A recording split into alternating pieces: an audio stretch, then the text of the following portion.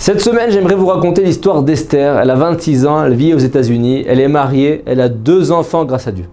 Son amie Ephrat a le même âge, mais elle n'arrive pas à trouver le bon parti.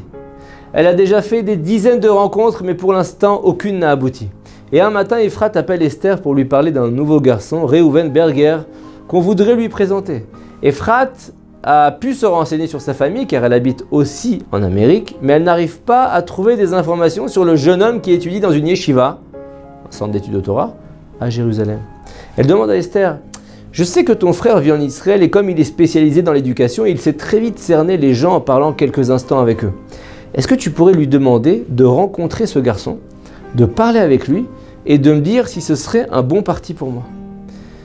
Esther est très enthousiaste à l'idée de rendre service à sa copine Ephrat. Elle n'attend pas une seconde pour appeler son frère et lui dit: « Yaakov, je t'en prie, ma copine Ephrat a peut-être un bon garçon à rencontrer, mais elle a besoin de ton aide.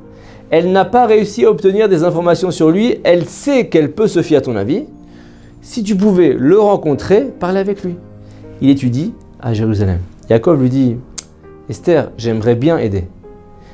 Comprends-moi, j'habite à Elad, c'est une ville qui est à 60 km de Jérusalem. Faire un aller-retour à Jérusalem, ça va me prendre une très bonne partie de la journée. Je dois en plus trouver un jeune homme que je ne connais pas, aller le voir, entamer une discussion avec lui comme si de rien n'était. C'est beaucoup trop compliqué. Je suis désolé, mais je ne pourrais pas vous aider. » Esther est un peu déçue, elle raccroche, même si elle sait dans le fond que son frère a raison, cette façon de faire n'est pas très pratique. Mais Ephrat voulait tellement que ça marche, elle n'a aucun autre moyen d'en savoir plus sur ce garçon. Et le Shabbat suivant, c'est un Shabbat libre dans la yeshiva de Reuven. 2 fois par mois, il y a un Shabbat libre pour les élèves de yeshiva qui peuvent alors passer Shabbat avec leur famille. Ceux qui n'ont pas de famille en Israël sont répartis dans des familles d'accueil qui reçoivent les jeunes élèves pour le Shabbat. Et depuis une semaine déjà, il était prévu pour Reuven et un de ses amis de passer Shabbat chez une famille de Modi'in-Illit, une ville religieuse au centre du pays. Vendredi matin, Reuven et Yoni prennent le bus pour Modi'in et sur le chemin, ils appellent la famille d'accueil pour les prévenir de leur arrivée. Et là, surprise au bout du fil, le père de famille se confond en excuses. Il a complètement oublié que les jeunes étudiants devaient venir. À la dernière minute, il a décidé avec sa femme d'aller chez ses beaux-parents et ils sont déjà en route. Reuven se retrouve bien ennuyé un vendredi sans endroit où passer Shabbat. Il appelle Jonathan, l'étudiant en yeshiva qui s'est occupé de répartir les élèves dans des familles, et lui demande de trouver une solution. Jonathan lui dit: « J'ai entendu qu'il y avait un rav à Jérusalem, un grand conférencier qui adore recevoir des gens qui n'ont pas où passer Shabbat.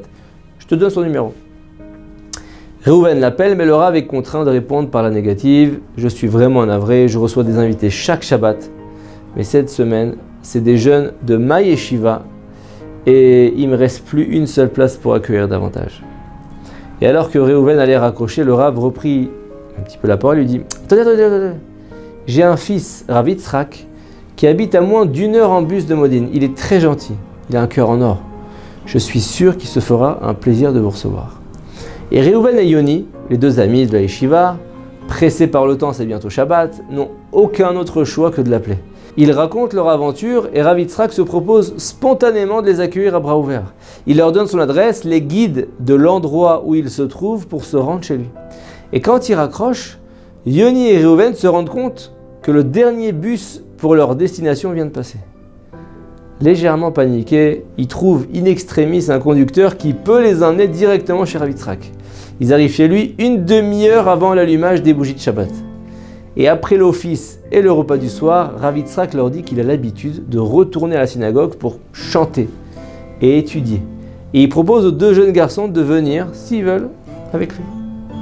Reuven et Yoni le suivent, mais à l'approche de la synagogue, Reuven est très intimidé et dit: « Je connais personne ici, j'oserais pas chanter avec eux. » Rav Yitzhak leur dit: « Mais aucun problème, Reuven.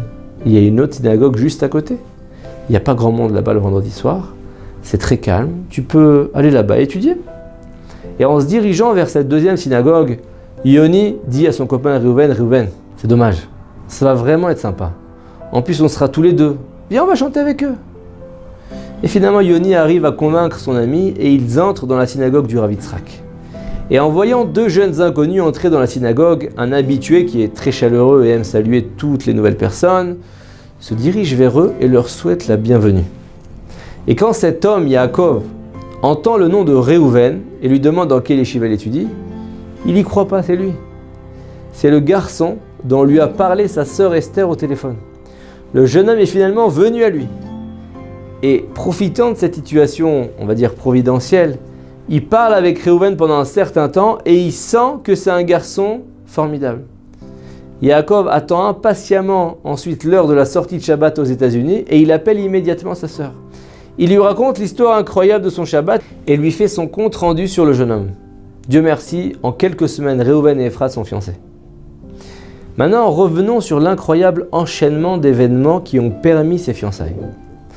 Pour que Réhouven rencontre Yaakov, son futur beau-frère, Hachem a d'abord changé soudainement les plans de la première famille d'accueil.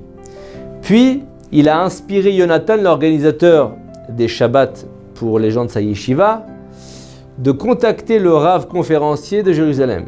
Il a fait en sorte que le Rav soit complet ce Shabbat et pense lui-même à les diriger vers son propre fils. Ensuite, ils ont trouvé un conducteur qui a accepté de prendre Réhouven et son ami en autostop pour qu'ils arrivent à Elad à temps avant l'entrée du Shabbat.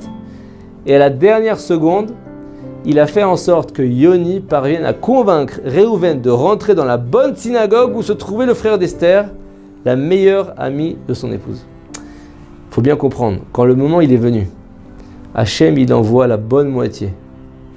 Le bon zivoug, le bon mazal, le bon parti. Et il n'y a rien qui peut se mettre au travers de sa route. Quand on attend ce moment propice, notre unique travail, c'est de garder un haut niveau de émouna, de foi en Hachem, qui lui veut le meilleur pour nous. Un grand rabbin du siècle dernier, le Chazon Ish, avait l'habitude de dire que même à notre époque, où Hachem agit de manière dissimulée, on ne le voit pas, quand il s'agit de shiduchim, de rencontres en vue d'un mariage, Dieu se révèle de manière éclatante.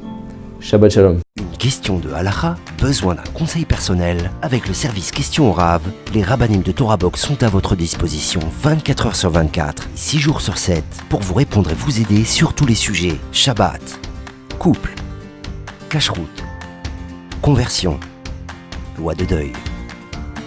Questions au Rav, c'est 13 000 questions reçues chaque année et répondues par écrit sur le site Torah Box et par téléphone, un appel reçu toutes les 4 minutes. Questions au Rav, un service exceptionnel, gratuit pour vous.